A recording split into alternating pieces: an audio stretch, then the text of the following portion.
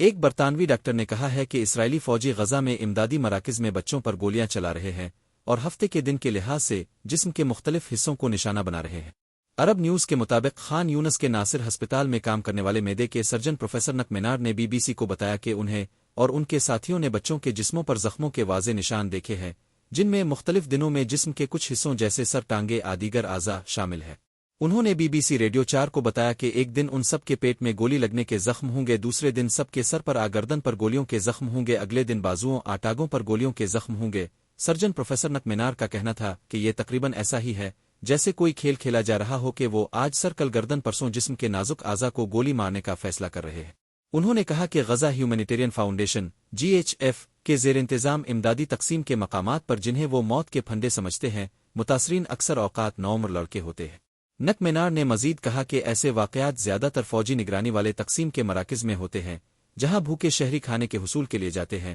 لیکن پھر بتاتے ہیں کہ انہیں اسرائیلی فوجیوں ڈرونز کی جانب سے نشانہ بنایا گیا۔ GHF کے مراکز، جنہیں امریکہ اور اسرائیل کی حمایت حاصل ہے، پر نجی ٹھیکیدار، فوجی اور اسرائیلی فوجی تعینات ہوتے ہیں۔ اقوام متحدہ کے مطابق ان مراکز پر مئی سے لے کر اب تک فائرنگ سے کم از کم 875 فلسطینی جان کی بازی ہار چکے ہیں۔